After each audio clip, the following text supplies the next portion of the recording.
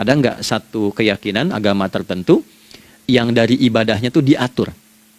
Cara memulainya, bacaannya, detilnya, manfaatnya, waktunya, sampai dengan hasilnya, sampai kiamatnya.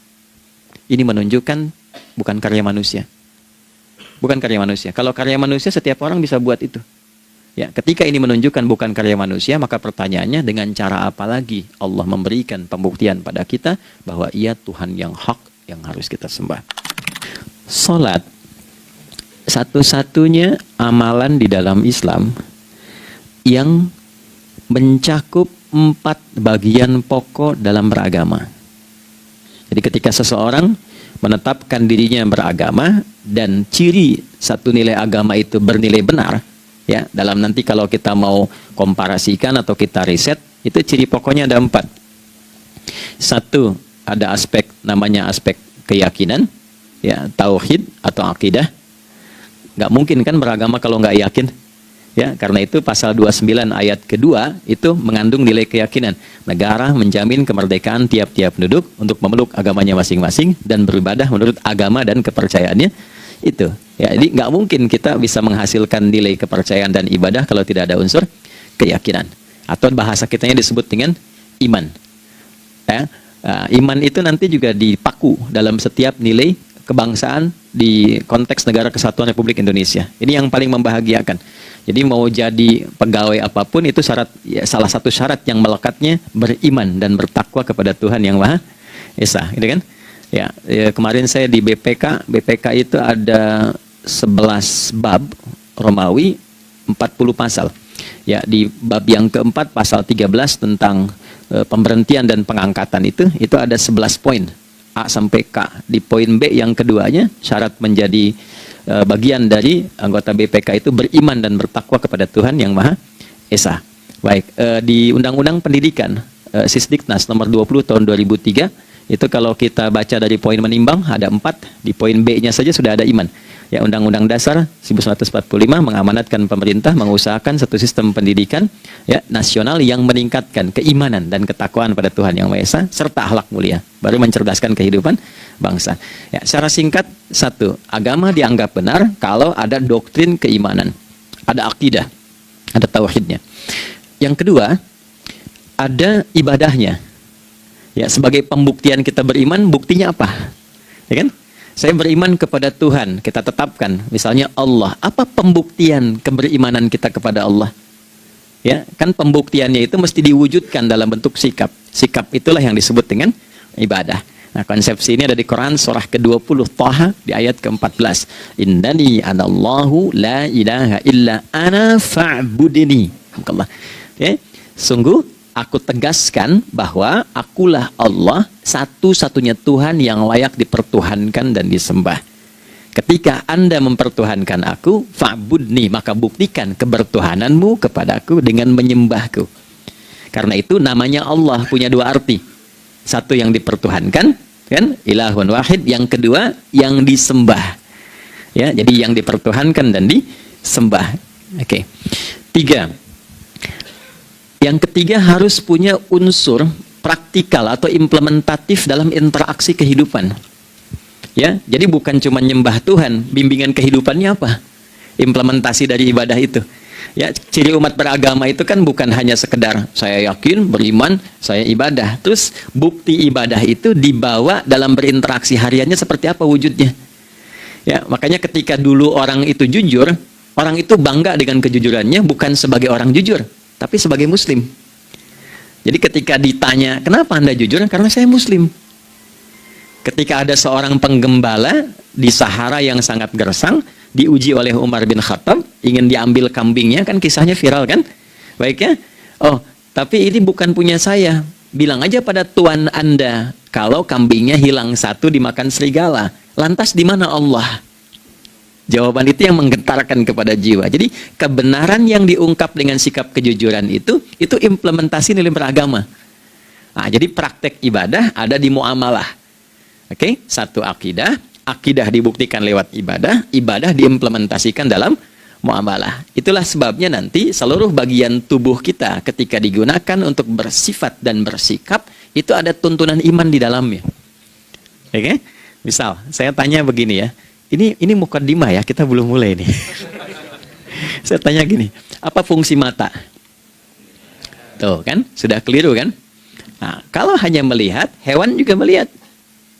Ya, coba kambing melihat, ya kan? Elang melihat. Lalu apa bedanya fungsi mata kita dengan mata hewan? Ternyata ketika kita meriset ayat-ayat Al-Quran terkait dengan fungsi tubuh kita, itu rata-rata dibuka dengan iman dulu. Quran surah 24, surah Cahaya, ayat 30 untuk laki-laki, 31 untuk perempuan. Qul lil mu'minin. Ya Muhammad, katakan, viralkan pada pria-pria yang menyatakan dirinya telah beriman. Yaghuddu min absarihim. Gunakan pandangannya itu yang dibimbing oleh imannya untuk melihat yang baik saja menurut standar imannya. Jadi kalau menurut imannya tak baik, gak boleh dilihat. Karena itu ketika Anda sudah mengatakan asyhadu an la ilaha illallah, asyhadu anna Muhammad Rasulullah, kalimat itu dari lisan turun ke hati, itu jadi cahaya ke bagian tubuh kita. Makanya ketika Anda melihat, itu ada cara pandang tertentu yang dibimbing iman, standarnya beda dengan tanpa iman. Kalau nggak ada iman, semua mungkin terlihat. Tapi ketika ada iman, hati kecil Anda akan bicara, ini nggak baik. Palingkan. Nah, memalingkan dari yang tak baik menurut iman, itu namanya ghaddul basar. Oke, perempuan juga begitu, setara. Wa kullil mu'minati yaghdudna min absarihinna. Dan katakan pada setiap perempuan yang menyatakan dia beriman, maka gunakan pandangan itu dengan bimbingan imannya. Ketika tak baik menurut imannya, palingkan. Ya, Anda lihat kajian di YouTube, terus ada iklan kan? Nah, terus menurut standar iman nggak bagus, itu otomatis akan nggak suka itu. Ya, pasti dipalingkan. Ya. Anda kalau naik pesawat tuh ya, tugas keluar tuh, pertagas tugas keluar. Kalau pramugari lagi demo tuh yang dilihat pramugarinya apa demonya tuh. Nah, iman itu akan bekerja di situ tuh. Ya, palingkan tuh. Nah, sama dari mata turun ke, jangan langsung ke hati aja, ke lisan dulu kan. Ya, ke mulut kan. Itu mulut tuh ketika digunakan fungsinya, imannya disebut dulu. Ya, Quran surah 49 ayat 11 misalnya, ya. Ya ayyuhalladzina amanu, imannya dulu. La yaskhar qaumin qaum. Ayat 12-nya la yaghtab ba'dukum ba'dha. Hai orang-orang yang telah menyatakan beriman. Kalau pakai alladzina disebutkan 1080 kali dalam Al-Qur'an, itu kalimatnya diksinya singkat, padat, mencakup semua tanpa sekat. Oke, jadi kalau laki-laki, perempuan, tua, muda, besar, kecil, beda strata, duniawi, itu semua tercakup di dalamnya. Hei semua yang telah menyatakan beriman, gunakan imanmu untuk membimbing lisanmu bertutur. Kalau masih merasa punya iman, jangan gunakan lisan untuk mencela, merendahkan orang. Untuk bergibah, membuat hoax. Didetilkan oleh Nabi, kalimatnya jelas. Man kana yu'minu billahi wal yaumil akhir, falyakul khaira aw liyasmut. Siapapun. Nah, dari alladzina ketika dirinci pakai man. Ya, man itu bentuk tunggal, ya, personal, tapi maknanya general. Jadi kalau Anda, saya, kita baca ayat atau hadis ada man, posisikan Nabi sedang bicara ke kita. Ya, hei adi hidayat, posisikan Nabi bilang gitu tuh. Kalau engkau merasa beriman sama Allah dan yakin dihisab di hari kiamat, jaga lisanmu. Katakan yang baik dengan bimbingan imanmu, tak mampu engkau diam. Jadi cukuplah suami istri itu menggunakan satu hadis ini, pasti sakinah itu muncul dalam kehidupan rumah tangganya. Ya, itulah sebabnya kenapa sakinah didahulukan dibanding mawaddah. Hati-hati ya, Mbak, walaupun namanya sakinah, nggak ada ini nggak akan datang tuh ketenangan tuh. Ya, ada yang tahu nggak rahasianya? Kenapa sakinah duluan dibanding mawaddah? Ya, 5 juta. Ya, waktu habis karena padat sekali. Maddah jamaknya mawaddah, rasa kasih yang tumbuh dari pemberian materi. Jadi kalau rumah tangga itu ingin cenderung pada kebahagiaan, boleh berbagi dengan materi. Ya, istri cemberut, ya, Anda datang dengan senyuman, sayang, kenapa? Ya, ini emas 2 kilo, ya. Nah itu pasti sehat lagi tuh. Ya, itu mawaddah. Tapi maaf, walaupun Anda mapan bekerja, harta cukup melimpah, ruah, tapi tidak ada ketenangan di rumah tangga, tidak ada sakinah, maka hampa kehidupan rumah tangga itu. Itulah sebabnya kenapa di Quran sakinah lebih dulu dibandingkan dengan mawaddah. Saya tanya ibu deh, ibu pilih mana? Kaya tapi gelisah atau miskin tapi tenang? Oke. Saya paham itu. Saya paham. Suami juga sepakat semuanya. Ya, artinya apa? Kita nggak bisa menghilangkan unsur ketenangan. Oke, itu hanya pembuktian argumentatif ya, supaya kajiannya lebih kepada argumen. Jadi ada akidah terkorelasi dengan ibadah, implementasinya di aspek muamalah. Nah, nanti cara bermuamalahnya diatur lewat akhlak namanya. Bagaimana bermuamalah yang baik? Kan Anda, maaf ya, berekspresi kepada pimpinan dengan kawan kan berbeda. Oke, kepada orang tua dengan anak kan lain. Nah, yang mengatur interaksi kita sehingga terjalin harmoni yang baik, itulah yang disebut dengan akhlak. Nah, 4 poin inilah yang menjadi inti dakwah Nabi SAW ketika diutus oleh Allah Subhanahu wa Ta'ala. Memastikan 4 ini bisa optimal kita lakukan dalam kehidupan. Bonusnya yang kelima, selalu meningkatkan inovasi sehingga selalu mendapatkan hal baru dalam kehidupan. 5 ini digabungkan di Quran surah kedua Al-Baqarah di ayat 151. Kama arsalna fikum rasulam minkum yatslu alaikum ayatina. 1. Oke, wa yuzakkikum. 2. Akhlak. Wa yuallimukumul kitaba. 3. Wal hikmah. 4. 5. Wa yuallimukum ma lam takunu ta'lamun.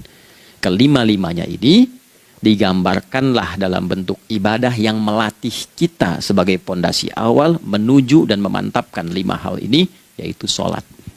Itulah sebabnya kenapa sholat yang pokok dilakukan 5 waktu dalam sehari untuk mewujudkan 5 hal ini dalam kehidupan, dan satu-satunya ibadah yang mengumpulkan 5 aspek ini dalam prakteknya hanya sholat. Hanya sholat. Mari kita detilkan, kita rinci, dan di sini kita akan mulai kajian kita. Yang tadi mukadimah ya. Baik, kita punya 30 menit. Wah, padat sekali. Bismillahirrahmanirrahim. 1. Salat adalah perwujudan iman seorang hamba. Karena itulah kalimat salat pertama kali disebutkan dalam Al-Quran, itu letaknya setelah kalimat iman. Al-Baqarah ayat 3. Alladzina yu'minuna bil ghaibi wa yuqimunas shalah.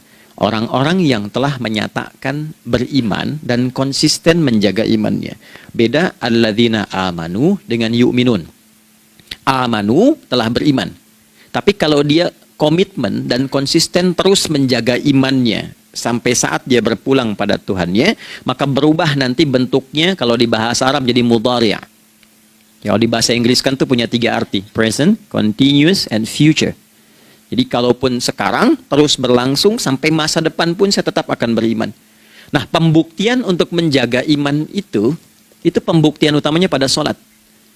Itulah sebabnya satu-satunya amal ibadah dari rukun Islam yang 5 itu, ya, satu-satunya amal ibadah yang disebut iman dalam Al-Quran hanya sholat. Teman-teman boleh buka Quran surah kedua Al-Baqarah di ayat 143. Ya, di pertengahan ke ujung ayatnya. Saya percepat. Wa ma kana Allahu liyudhi'a imanakum. Dan Allah nggak akan pernah menyia-nyiakan salat seseorang yang dikerjakan karena imannya. Ayat ini turun, maaf, ketika ada terjadi pergantian arah kiblat. Dari yang tadinya semula ke Masjidil Aqsa, lalu berputar 180 derajat, beralih ke Masjidil Haram. Nabi sedang berada di luar Madinah. Madinah tempo dulu, wilayahnya nggak seluas cakupan sekarang. Oke, kalau diilustrasikan, area sekitaran Masjid Nabawi sekarang itulah Madinah lah. Di luar itu sudah di luarnya. Nah, Nabi sedang sholat, riwayatnya banyak menyebutkan, ada yang mengatakan zuhur, ada asar, ada maghrib. Di pertengahan itu turunlah Al-Baqarah ayat 144. Qad nara taqalluba wajhika fis sama' falanuwalliyannaka qiblatan tardaha fawalli wajhaka syatral masjidil haram. Maka berputarlah dengan turunnya ayat ini 180 derajat menghadap ke arah Masjid Al-Haram. Problemnya adalah ketika Nabi dan pengiring beliau kembali ke Madinah, area Masjid Nabawi, kan nggak semua masyarakat ikut. Maka virallah informasi itu bahwa kiblat telah beralih ke kiblat awal, yaitu Ka'bah Al-Musyarrafah. Maka penduduk panik pada saat itu. Status sholat kami yang tadi dikerjakan bagaimana? Karena sedang nggak bisa diulang, sudah pindah waktu. Maka turunlah kemudian firman Allah yang Al-Baqarah 143 itu, wa ma kana Allahu liyudhi'a imanakum. Karena engkau mengerjakan sholat itu dengan imanmu, maka Allah nggak menyia-nyiakan imanmu itu. Maksudnya apa? Walaupun arah kiblatnya tidak tahu mengarah kepada sisi yang belum berubah, tetap dihitung pahalanya sempurna.